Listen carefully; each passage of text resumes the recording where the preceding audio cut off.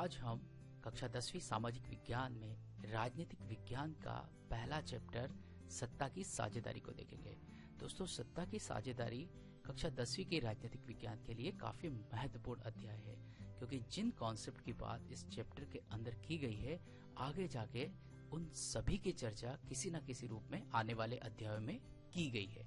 इसलिए मैं अपने सभी विद्यार्थी मित्रों से अनुरोध करूंगा कि कृपया इस चैप्टर को ध्यान से सुनिएगा, और यदि आपके कोई डाउट्स हैं तो नीचे कमेंट सेक्शन में उनको आप एंट्री कीजिएगा। यदि आपको ये वीडियो पसंद आता है तो मेरे YouTube channel learn social science by लेवे सर को सब्सक्राइब करना ना भूले। इसको ज्यादा से ज्यादा शेयर करें, अधिक से अधिक विद्यार्थियों को लाभ उठाने दें। तो चलिए दोस्तों, चालू करते हैं आज का चैप्टर सत्ता की साझेदारी। आज हम जिन बिंदुओं को देखने वाले हैं उनमें हम देखेंगे सत्ता का अर्थ, सत्ता की साझेदारी का अर्थ, सत्ता में किन्हें साझेदार बनाया जाए, सत्ता में साझेदारी के लाभ क्या हैं, और सत्ता की साझेदारी के प्रकार कौन कौन से हैं। तो सबसे पहले हम देखते हैं सत्ता का अर्थ। प्रिय विद्यार्थियों, सत्ता का अर्थ होता है नीति, नियम, कानून या योजना बनाने तथा उन्हें लागू करने की शक्ति। देखिए, देश चलाने की शक्ति किसके हाथ में है? ये जो देश चलाने की शक्ति, देश के बारे में निर्णय लेने की शक्ति, इसी को हम सामान्य भाषा में सत्ता कहते हैं। सत्ता की साझेदारी। अब सत्ता की साझेदारी का अर्थ की तरफ आते हैं तो सत्ता की साझेदारी का अर्थ होता है कि इस देश चलाने की प्रक्रिया में लोगों को, संस्थाओं को, सामाजिक समूहों को शामिल करना। मतलब कि देश चलाने में उनकी भी राय लेना, उनकी राय को भी महत्व देना। तो हमने अभी तक देखा कि सत्ता क्या है और सत्ता की साझेदारी क्या है। चलिए आगे हम देखते हैं इन दो देशों का एग्जाम्पल जिनमें सत्ता की साझेदारी हुई थी या नहीं हुई थी। इन प्रश्नों का जवाब हम आगे ढूंढेंगे। तो हमारी टेक्स्ट बुक के अनुसार यहाँ दो देशों का एग्जाम्पल दिया हुआ है। एक देश है, वह है श्रीलंका। आपको पता है श्रीलंका हमारे देश के दक्षिण में है, और दूसरा देश है जो कि आप यहाँ पर स्क्रीन पे देख पा रहे हैं, बेल्जियम। बेल्जियम जो है वो यूरोप का एक बड़ा छोटा सा देश है जो फ्रांस और जर्मनी की बॉर्डर पर स्थित है। आइए हम सबसे पहले बात करते हैं बेल्जियम की इथनिक कंपोजिशन या नृजातीय स्थिति की। किसी भी देश में कोई भी एक समूह पूर्ण रूप से नहीं होता, कई प्रकार के समूहों में वो देश बटा होता है, जैसे भाषाई आधार पर, धार्मिक आधार पर, सांस्कृतिक आधार पर, आर्थिक आधार पर, लैंगिक आधार पर। तो कोई भी दुनिया का ऐसा देश नहीं है जो इन आधार पर अंदर से बटा हुआ नहीं हो। तो ऐसी ही कहानी है बेल्जियम की। बेल्जियम बटा हुआ था भाषाई आधार पर। तो देखिए, यहाँ पर दो प्रमुख भाषी लोग रहते थे। पहले थे डच और दूसरे थे फ्रेंच। डच लोगों का देश में प्रतिशत था 59% और फ्रेंच लोग थे 40%। इसी प्रकार बेल्जियम का एक प्रमुख शहर है ब्रुसेल्स। तो ब्रुसेल्स के अंदर फ्रेंच भाषी थे 80%, वहीं डच भाषी थे 20%। मतलब इससे हमको ये पता चल रहा है कि बेल्जियम के अंदर मेजोरिटी में थे डच स्पीकर्स या डच भाषी लोग, जबकि ब्रुसेल्स के अंदर फ्रेंच स्पीकर जो थे वो बहुमत में थे। तो इस प्रकार का हमको यहाँ पर एक प्रकार का कॉम्बिनेशन मिल गया है कि भाई किस प्रकार से यहाँ पर एक नृजातीय स्थिति बेल्जियम के अंतर्गत थी। चलिए दोस्तों, आगे बढ़ते हैं और बात करते हैं श्रीलंका की। श्रीलंका में भी कुछ कुछ इसी प्रकार की कहानी थी। श्रीलंका को भी भाषाई आधार पर हम कह सकते हैं कि सामाजिक समूहों में विभाजित था। वहां पर दो प्रमुख भाषाएं थी, एक थी सिंहली और दूसरी थी तमिल। सिंहली लोग जो देश के बहुसंख्यक लोग थे, उनका प्रतिशत था 74%, और उन सिंहलियों में से ज्यादातर लोग थे बौद्ध लोग। तो हमने देखा कि समाज का विभाजन श्रीलंका में न केवल भाषा बल्कि धर्म के आधार पर भी था। अब हम बात करते हैं उस माइनॉरिटी समुदाय की, यानी अल्पसंख्यक समुदाय की। तो ये जो तमिल समुदाय वहां पर था, वो वहां का अल्पसंख्यक समुदाय था। इन तमिलों को दो भागों में बांटा गया था। एक था भारतीय तमिल और दूसरे थे श्रीलंकाई तमिल। भारतीय तमिल वो लोग थे जिनके पूर्वज अंग्रेजों के जमाने में भारत के तमिलनाडु राज्य से आकर यहाँ पर बस गए थे। श्रीलंकाई तमिल थे जो पहले से ही यहाँ पर बसे हुए थे। अब इन लोगों की कुल जनसंख्या में हिस्सेदारी थी केवल 18%। ठीक है। अच्छा, एक और खास बात यह है कि इनके अंदर हिंदू भी थे, ईसाई भी थे और मुस्लिम भी थे। मतलब कुल मिला के कह सकते हैं कि श्रीलंका भी अल्पसंख्यक और बहुसंख्यक दो भागों में बटा हुआ था। चलिए आगे देखते हैं कि क्या श्रीलंका ने इन अल्पसंख्यकों को अपनी सत्ता में साझेदार बनाया। तो जी नहीं, बिल्कुल नहीं। हम यहाँ पर देख सकते हैं कि श्रीलंका ने क्या किया। श्रीलंका ने 1949 में सबसे पहले नागरिकता कानून पारित किया और इस नागरिकता कानून के तहत लाखों तमिल लोगों को उनकी नागरिकता से वंचित कर दिया गया। 1956 में एक भाषा अधिनियम बनाया और सिंहल को ओनली राजभाषा बना दी गई। इसके आगे बढ़ते हुए उन्होंने शिक्षण संस्थानों तथा सरकारी नौकरियों में सिंहलों को प्राथमिकता देना प्रारंभ कर दी। मतलब यहाँ पर भी उन्होंने तमिलों के साथ भेदभाव किया। आगे जाके उन्होंने बौद्ध धर्म को राजधर्म बना दिया। दोस्तों, अभी हमने देखा था कि बौद्ध धर्म सिंहलों का धर्म था, ज्यादातर सिंहल बौद्ध धर्म को मानते थे। तो इस प्रकार बहुसंख्यकवाद को बढ़ावा देने के लिए श्रीलंका में ये सारे कदम उठाए गए थे। तो क्या तमिल लोग इससे संतुष्ट थे? क्या उनकी कोई डिमांड थी? तो आइए उनकी क्या प्रमुख मांगे रही होगी। तमिलों ने भी कुछ मांगे की, क्योंकि वो भी उस देश के नागरिक थे। उन्होंने कहा भाई तमिल को भी राज्य की भाषा बनाई जाए, तमिल बहुल क्षेत्रीय इकाइयों को अधिक स्वायत्तता दी जाए, शिक्षण संस्थानों तथा सरकारी नौकरियों में समान अवसर दिए जाए। तो एक देश के नागरिक के रूप में मुझे लगता है कि जितने भी ये उनकी मांगे थी, ये वाजिब मांगे थी और एक देश के शासन संचालन में उन्होंने एक साझेदारी की मांग की थी। परंतु श्रीलंकाई सरकार ने इसके ऊपर ध्यान नहीं दिया। फलस्वरूप क्या हुआ? इस भेदभाव के कारण उनके अंदर अलगाव की भावना का जन्म हुआ। उनको लगा कि भाई इस देश के अंदर बहुसंख्यकों के साथ रहकर अपनी भाषा, संस्कृति या अपनी आइडेंटिटी को बचाना बहुत ही मुश्किल है। उन्होंने अपने एंटिटी जैसे राजनीतिक संगठनों की स्थापना की और जो आगे जाके एक प्रकार से अतिवादी संगठनों में परिवर्तित हो गए और इसी संगठन के माध्यम से उन्होंने अपने लिए श्रीलंका के अंदर ही अलग देश की मांग चालू कर दी, हथियार उठा लिए सरकार के खिलाफ और इस प्रकार श्रीलंका एक गृह युद्ध में फंस गया। अच्छा, क्या बेल्जियम का क्या हुआ? क्या बेल्जियम में फ्रेंच भाषी और डच भाषियों के बीच में कोई समस्या थी? क्या ये लोग उसका समाधान कर पाए? तो आइए देखिए।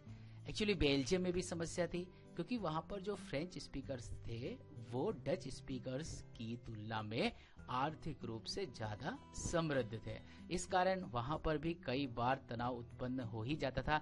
परंतु इस तनाव को दूर करने के लिए देखिए उन्होंने क्या कदम उठाए।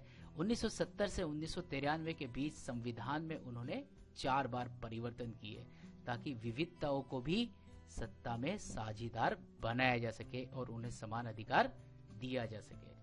केंद्र सरकार, अभी देखिए यहाँ पर 2 प्रकार की स्थिति थी। एक थी बेल्जियम की सरकार और दूसरी थी केंद्र की सरकार। केंद्र की सरकार में फ्रेंच और डच भाषी मंत्रियों की संख्या बराबर दी गई। कुछ विशेष कानूनों को लागू करने के लिए दोनों समुदाय की मंजूरी थी, अर्थात कोई भी समुदाय ऐसा कानून नहीं बना सकता था जिससे दूसरे समुदाय की शक्तियों को कम किया जा सके। ये भी एक बहुत अच्छा कारण था। केंद्र सरकार द्वारा राज्यों को शक्ति देना, राज्य सरकारें केंद्र की सहायक न होकर अब सहयोगी की भूमिका में थी। ब्रुसेल्स में अलग सरकार बनाई गई। देखिए, याद रखिए ब्रुसेल्स में 80% फ्रेंच भाषी लोग थे, लेकिन फिर भी जब अलग सरकार वहां पर बनी तो वहां पर भी 50-50% सीटें दी गई फ्रेंच भाषियों को और डच भाषियों को। इसके अलावा यहाँ की एक और मुख्य विशेषता है, यहाँ पर स्थापित सामुदायिक सरकारें। ये दिख रहा है आपको, सामुदायिक सरकारें। ये एक्चुअली सामुदायिक सरकारों की क्या विशेषता थी कि लोगों की भाषा, धर्म, संस्कृति से संबंधित जो भी विषय होते थे ये सामुदायिक सरकारें देखती थी। तो बच्चों, आपको क्या लगता है, सत्ता की साझेदारी देश को मजबूत बनाती है? हाँ, बिल्कुल बनाती है, क्योंकि एक इकट्ठा, संगठित और शांत देश ही तरक्की कर सकता है। चलिए, सत्ता की साझेदारी की क्यों आवश्यकता है? सामाजिक विविधताओं में सामंजस्य तथा टकराव को रोकती है। आपको पता है कि हर समाज, हर देश में सामाजिक विविधताएं होती है और प्रायः ये जो विविधताएं हैं इनके हित कभी कभी एक दूसरे के विपरीत भी हो जाते हैं। तो ऐसी स्थिति में सभी को सत्ता में शामिल करने से इन हितों के टकराव कम किया जा सकता है और सभी के बीच में सामंजस्य स्थापित किया जा सकता है। लोगों को शासन में भागीदार बनाती है और लोकतंत्र का वास्तविक अर्थ है कि सभी लोगों का शासन, ना कि केवल बहुमत का शासन। इसका अर्थ यह है कि भाई यह लोकतंत्र के सच्चे अर्थ को भी चरितार्थ करता है। सत्ता में साझेदारी के दो कारण बताए जाते हैं, युक्तिपरक और नैतिक कारण। चलिए युक्तिपरक और नैतिक कारण को हम दूसरे उदाहरणों के माध्यम से समझते हैं। आप सोचिए कि आप खाना खा रहे हैं कहीं पर और आपके साइड में एक व्यक्ति बैठा है जो 3 दिन से भूखा है, आपकी तरफ घूर कर देख रहा है, आपसे ज्यादा बलिष्ठ भी है।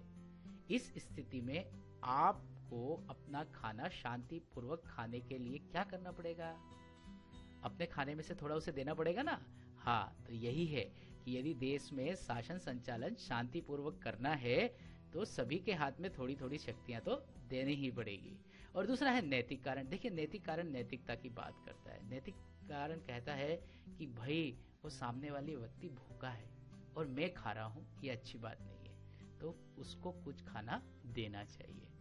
यहाँ पर सत्ता की साझेदारी भी यही कहती है, क्योंकि देश में सभी लोगों की हिस्सेदारी समान है तो सभी को सत्ता में शामिल किया जाना चाहिए। चलिए आगे देखते हैं सत्ता की साझेदारी के प्रकार। तो कई देशों में या करीब करीब सभी लोकतांत्रिक देशों में किसी न किसी रूप में सत्ता का विभाजन या वितरण होता है। इन वितरणों को प्रमुख रूप से 4 भागों में बांटा गया है।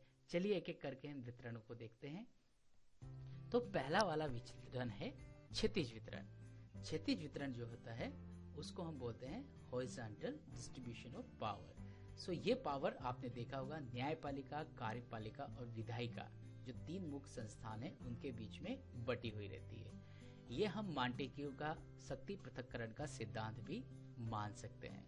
इसमें सत्ता के विभिन्न अंगों के बीच शक्ति का समान वितरण होता है। अच्छा, इस व्यवस्था को नियंत्रण और संतुलन की व्यवस्था भी कहा जाता है, चेक एंड बैलेंस। जहां पर आप देख रहे हैं नियंत्रण और संतुलन। नियंत्रण संतुलन का मतलब यह होता है कि यह एक दूसरे के ऊपर नियंत्रण बनाए रखती है और व्यवस्था में संतुलन बनाए रखती है। तो ये कैसे नियंत्रण बनाए रखती है? चलिए देखिए, सिंपल सी बात है। विधायिका जो होती है वह कार्यपालिका का चुनाव करती है, मतलब संसद में जिस पार्टी का बहुमत हो उसी की सरकार बनती है। इसी प्रकार कार्यपालिका न्यायपालिका की नियुक्ति करती है। ठीक है, न्यायपालिका को हटाने का काम विधायिका कर सकती है तथा इसी प्रकार कार्यपालिका द्वारा लिया गया किसी भी निर्णय को न्यायपालिका असंवैधानिक घोषित कर देती है। तो इस प्रकार यह हुई एक चेक और बैलेंस की व्यवस्था। चलिए आगे बढ़ते हैं दूसरे प्रकार के सत्ता के वितरण पर, जिसे हम कहते हैं ऊर्ध्वाधर वितरण या वर्टिकल डिस्ट्रीब्यूशन। सो दोस्तों, इसमें सरकार के विभिन्न स्तरों के बीच में सत्ता की साझेदारी होती है। भारत के संदर्भ में यदि देखा जाए तो केंद्र सरकार, फिर राज्य सरकारें और फिर स्थानीय सरकारें, हर स्तर की अपनी अपनी कुछ शक्तियां होती है। इसके बारे में हम विस्तार से जानेंगे अपने अगले अध्याय संघवाद में। विभिन्न सामाजिक समूहों के बीच में देखिए, देश में कई सारे सामाजिक समूह होते हैं, प्रत्यक्ष रूप से वह सत्ता में शामिल नहीं हो पाते हैं, तो इसके लिए कई सारी अप्रत्यक्ष व्यवस्थाएं की जाती है। जैसे कि हमारे विधान मंडलों में, संसद में और राज्य विधान सभाओं में अनुसूचित जाति और जनजातियों को भी आरक्षण के माध्यम से सीटें आरक्षित की गई है, जिससे कि वो भी सत्ता में शामिल हो सके। जब हमारे देश में स्थानीय शासन विधेयक लागू हुआ 1992 में, तो उसमें महिलाओं को भी शामिल किया गया। बेल्जियम की सामुदायिक सरकार का उदाहरण भी हमारे सामने ही है। चलिए मित्रों, अब हम देखते हैं सत्ता की साझेदारी का चौथा और आखिरी रूप। यह राजनीतिक दलों, दबाव समूहों और आंदोलन के बीच सत्ता की साझेदारी होती है। देखिए, राजनीतिक दल ही बेसिकली सरकार बनाते हैं और देश को चलाते हैं, लेकिन क्या जरूरी है कि हर बार हर ही राजनीतिक दल के हाथ में सत्ता हो? नहीं हो।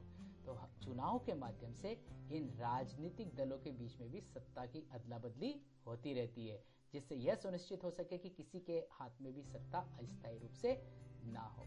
अब हम बात करते हैं दबाव समूह की। दोस्तों, दबाव समूह के बारे में हम विस्तार से आगे चर्चा करेंगे, लेकिन दबाव समूह आपने कई बार सुना होगा। व्यापारियों का संगठन, मजदूरों का संगठन, किसानों का संगठन, शिक्षकों का संगठन, ये सभी दबाव समूह कहलाते हैं। तो ये भी विभिन्न तरीकों का इस्तेमाल करके सरकार पे प्रायः दबाव बनाते हैं ताकि वह अपने पक्ष में नीति निर्माण बनवा सके। और अपने पक्ष में नीति निर्माण बनवाना भी एक प्रकार से सत्ता में अपने आप को शामिल करना है। अगला है आंदोलन। देखिए, आंदोलन आपने देखा होगा, भारत में हर साल कहीं ना कहीं किसी न किसी प्रकार के आंदोलन होते रहते हैं। इन आंदोलन का मकसद होता है कि सरकार जो कानूनी रूप से कार्य नहीं कर पा रही है उसको सरकार पर थोड़ा दबाव बनाया जाए और जो आंदोलन करता है वो अपनी मांग मनवाया जाए। आपने देखा होगा कुछ साल पहले अरविंद केजरीवाल जी और अन्ना हजारे जी के नेतृत्व में जन लोकपाल आंदोलन खड़ा हो गया था ताकि सरकार को देश में लोकपाल की स्थापना करवाई जा सके। तो सरकार ने बाद में इसकी घोषणा करनी पड़ी, मतलब यह भी निर्णय की प्रक्रिया में शामिल हुए। कई सारे राज्यों में कई सारी जातियों ने आरक्षण के लिए आंदोलन किए और सरकार को इन आंदोलनों को मानना पड़ा। तो अप्रत्यक्ष रूप से हम देखें कि आंदोलन भी होता है वह सत्ता में अपने आप को साझेदार बनाता है। चलिए, हमारे सामने कुछ एग्जाम्पल्स है। यह एग्जाम्पल्स आप देखिएगा, ये आपकी टेक्स्ट बुक में भी दिए हुए हैं और बताइएगा कि जिन 4 सत्ता की साझेदारियों की हमने बात की अभी वह कौन से एग्जाम्पल में फिट बैठता है। तो दोस्तों, आज के लिए इतना ही। यदि आपको मेरा ये लेसन पसंद आया हो तो प्लीज़ मेरे YouTube चैनल को सब्सक्राइब कीजिए, इस पेज को लाइक कीजिए और ज़्यादा से ज़्यादा शेयर कीजिए ताकि सभी लोगों तक ये पहुंच सके। तब तक के लिए धन्यवाद। जय हिंद, जय भारत।